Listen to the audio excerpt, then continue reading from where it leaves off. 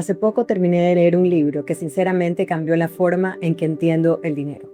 Y no porque me enseñara de cómo hacerme rica de la noche a la mañana, sino porque me hizo una pregunta mucho más importante. ¿Qué significa realmente ser libre? Cuando escuchamos la expresión libertad financiera, casi siempre pensamos en mucho dinero, en viajar, en dejar de trabajar, en tener una gran casa o vivir sin preocupaciones. Pero mientras avanzaba en este libro, entendí que la verdadera libertad financiera tiene mucho menos que ver con cuánto dinero ganas y mucho más con la vida que ese dinero te permite construir.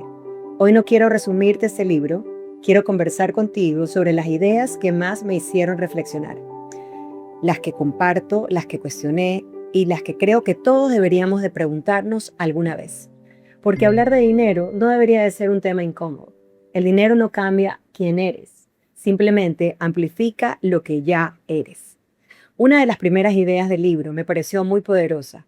El autor explica que muchas personas pasan toda su vida intercambiando tiempo por dinero. Y no hay nada de malo en trabajar. El problema aparece cuando dejamos de tener control sobre nuestro tiempo. Porque llega un momento en que ya no trabajamos para vivir, vivimos para trabajar. Y creo que esa diferencia cambia completamente la conversación.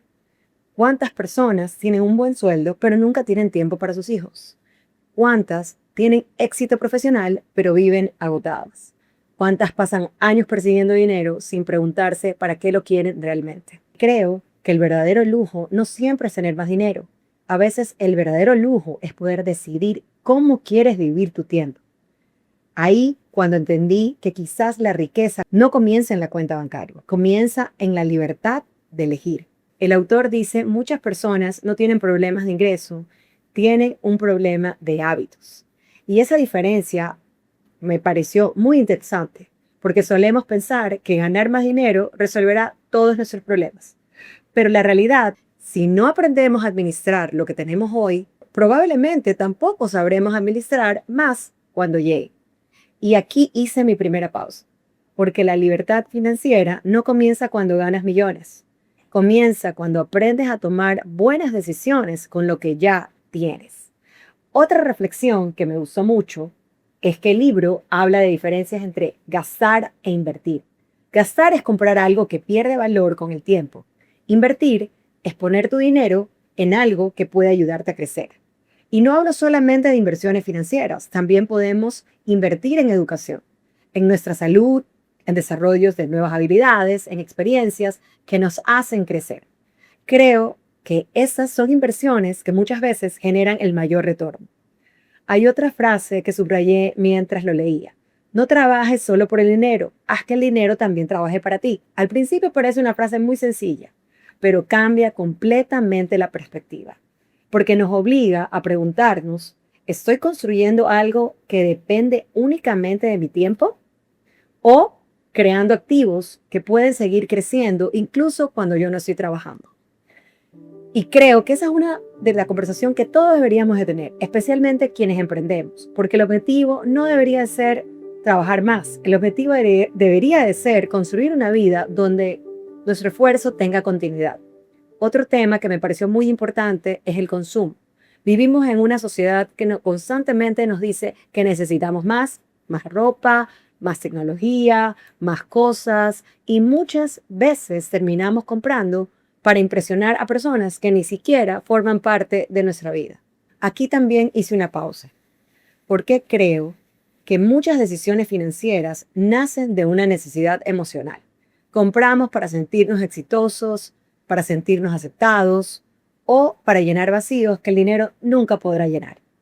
Y aquí coincido completamente. En el colegio aprendemos muchas cosas, pero pocas veces nos enseñan a administrar nuestro dinero, a ahorrar, a invertir, a planificar, y después nos sorprendemos que tantos adultos viven preocupados por sus finanzas. Creo que aprender sobre el dinero no es un lujo, es una responsabilidad, porque cuando administramos bien nuestros recursos, también podemos vivir con más tranquilidad. Y quizás uno de los mensajes que más me gustó fue este.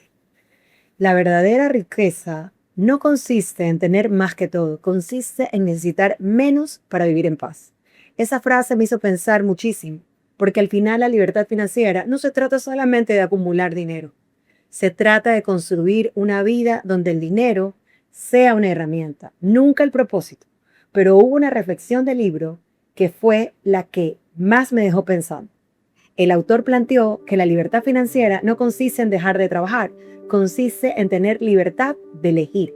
Elegir en qué inviertes tu tiempo, con quién lo compartes, en qué quieres construir tu vida. Y creo que esa diferencia cambia completamente el significado del éxito. Porque muchas personas tienen dinero, pero no tienen paz.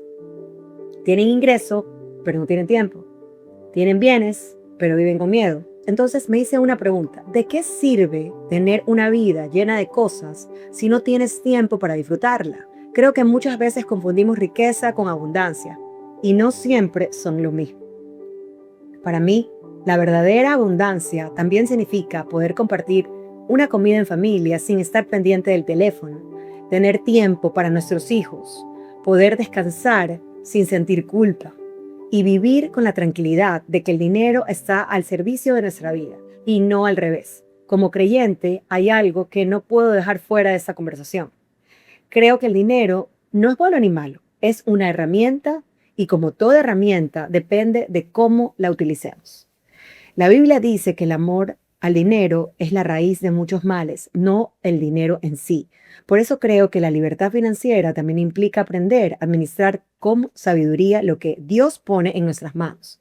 Ser agradecidos, ser generosos y recordar que el verdadero valor de una persona nunca se mide por lo que tiene, sino por quién es. Y si tuviera que resumir este libro en una sola frase, sería esta: la verdadera libertad financiera no consiste en tener más dinero, consiste en construir una vida donde el dinero deje de controlar tus decisiones, porque al final todos administramos algo, mucho o poco. Y la pregunta no es cuánto tenemos, la pregunta es en qué estamos haciendo con ello. Y ahora quiero preguntarte algo. ¿Qué significa para ti la libertad financiera? ¿Tener más dinero? ¿Tener más tiempo? ¿O simplemente vivir con más tranquilidad? Esto es Alma de Faro. Hasta el próximo domingo. Y recuerda que la mayor riqueza no siempre está en lo que acumulas, sino en la libertad con la que decides vivir.